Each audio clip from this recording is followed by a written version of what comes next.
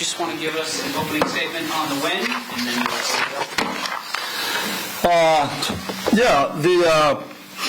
the ultimate goal today was to go 1-0. I mean, that was it. That was the plan when we came into it. I want to applaud Coach Johnson and his team. I think they have had, it seems like they've been, I don't want to say snake bit, but you know what I mean? They've been in a lot of close games this year. Last week, they lose a game on a last-second field goal. Today, they have a chance to throw the ball in the end zone at the end of the game to win the game. I think their team, they play really hard. I thought they did a really nice job offensively in that game. I mean, obviously they moved the ball. They had some yards. They made some big plays. I thought they really were good on third down. I thought they did a really nice job. I commend them, applaud them. I thought they had a heck of a plan. You know, it goes to show you when we talk about the balance in this league, everybody wants to look at records. And you talk about whether you're 1-6 or 7-0, it doesn't matter. You still got to put the ball on the tee and you got to go play the game. And if you have stupid penalties, you get a stop on 3rd and 1 and you rip your helmet off. I don't know why, but you rip your helmet off, it's a 15-yard penalty. We get a 15-yard penalty at the end on a punt. When we punted the ball, we get a 15-yard penalty for grabbing somebody's face mask. We certainly did not play a very clean game. You're trying to win. Defense gets a stop down there. We run the ball out of there, and we've been trying to play Tree a little bit to give him a little bit of experience, and he puts it on the ground, and then they go back in and score. It was a heck of a football game. If you wanted a good football game, you got a chance to see it. So I thought the crowd was great there at the end of the game. It was great for the noise that they made, being involved. I don't know who that group is under the end zone. You can't help but to see them. I mean, none of them has a shirt on, and they have bodies like me. So I mean, but they are making noise. They're having fun. It's great to see. That's what this is all about. And, this is a great learning point for our football team as we go down the stretch here. Wanted to find a way to win. We talked about we weren't going to take this week off. We're not getting ready for somebody down the road. We're trying to go 1-0 each week. That's our approach, and we didn't treat this game any different than we did any other. It's a real testament to them, to how they played. And I think it was probably a really good learning lesson for our football team. Wasn't as clean as we want to play, wasn't as good as we want to play, but fortunate we were able to get out of here with a win, and we will come back. It's going to be a late night getting back tonight, but we will be able to watch this film with our team on Monday and hopefully fix some things and get some things straight and play a really good San Antonio team down in San Antonio next week. And tomorrow we get to hit, flush, rinse, and repeat. You know what I mean? That's where we are right now. Questions?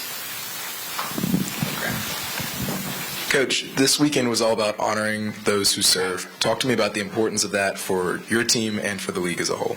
Well, who won the halftime game? That's what I won, the dodgeball game. Police. The police won. Good for them. So let me start with a congratulations to the police on their victory today. I think we all take for granted the first responders.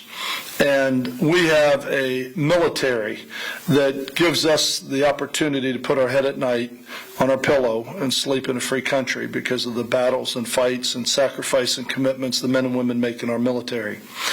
But the first responders are those that are here with their boots on the ground, in the United States. They're here to help our communities, our families, to keep order. They risk their life to do their job, so we can again live the life that we have the opportunity to do and feel like we have some comforts around us.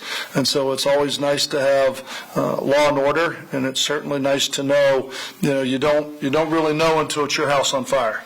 And then you learn to really respect the fire department, the commitment that those people make on a day-to-day basis, and the 3-4 days that they work at a time, to make being away from their families, and the commitment they make so if we have a fire, they can save us. The job the police do. I am a big fan of the first responders, and certainly glad we had the opportunity to honor them today.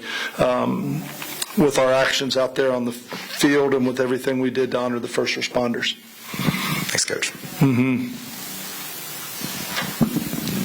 Hey, Coach, at the end of the first half, you guys were able to execute your 2-minute drive to get a touchdown and then responded by coming out in the third quarter to get that touchdown. How do you feel that changed the game, and what did you see out of that scenario? everybody has their own philosophy on how they want to handle, defer, take the ball, etc. I am always a defer.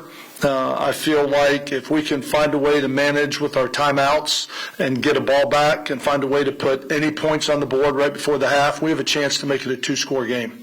You can be in a tie game, and if you can score before half and you can score at the beginning of the third quarter, you're up 14 points when they get their opportunity to go back there on offense. And I thought that was huge. We got a stop. We were fortunate. They jumped off sides. And we were trying to punt it, and that gave us the first down, and it gave us another opportunity to get going again. And so I thought the offense made some really nice plays. Some guys made some really nice catches going down the stretch. I thought Adrian managed the game very well outside of one deep ball where he really lost sight of the free safety and got tied into a receiver and laid a ball up with a little bit too much air. But other than that, I thought he did a great job of managing the game. And the 2-minute drive, we call it 30 for 30 because of the way that we practice it. But our players have great confidence in it, that if we get into 30-30, it's like, here we go. They have a lot of confidence. I don't know what our statistics are end of the game or end of the half right now for the year, but I think we've been pretty efficient in our 30 for 30 opportunities, our 2-minute drives. Scott, you have a question? Coach, Houston, since you guys started playing spring ball again, Houston's sort of been a thorn in your side. You gave you that first loss in 2022, you split with them last year. Did that make this one a little bit sweeter to know that you swept them this year? Yeah, I mean, they have a good football team, and I think Curtis Johnson does a great job. Kevin Sumlin was there the first year when we lost to them. I think they've got talent. They play physical. They play hard. They have lost so many close battled football games. I mean, and they're a very talented team. I think their defense is really good, and I thought what their offense did today was outstanding, you know what I mean, with the way that they played. I thought they did a really nice job. But, no, it's like whether it's Houston, whether it's St. Louis, whether it's right now, we're learning about all of them. We're learning, we're developing rivalries and learning a little bit about. We're playing a team next week we've never played, San Antonio. I mean, we haven't even played them yet. Rivalries start with Michigan and with Houston and with Memphis because they're in our division and we have a lot of history with those three teams. But no, right now it's a win, and it was like, we finally beat Houston. I mean, we won the first game. This game was much more entertaining than the first one. I thought they really did a nice job. They had a good plan, and it's just nice to win against anybody when you get into this because the teams are so evenly matched across the board, and that was through 2 drafts and free agency and everything that's happened during the offseason. There was a lot of talent that was dispersed to a lot of different teams, and everybody's got talent, and it showed today for sure. They're a very talented team. Go back to that last drive of the first half again. You just talked about them jumping off sides, but when that happens and you take advantage of it, how much more does that, hurt the team that makes a mistake? Not just giving up that last touch, but kind of just giving it to you. It takes some air out of a sail. It's like that gut punch, like, oof. I mean, it just takes a little air out of your sail, but.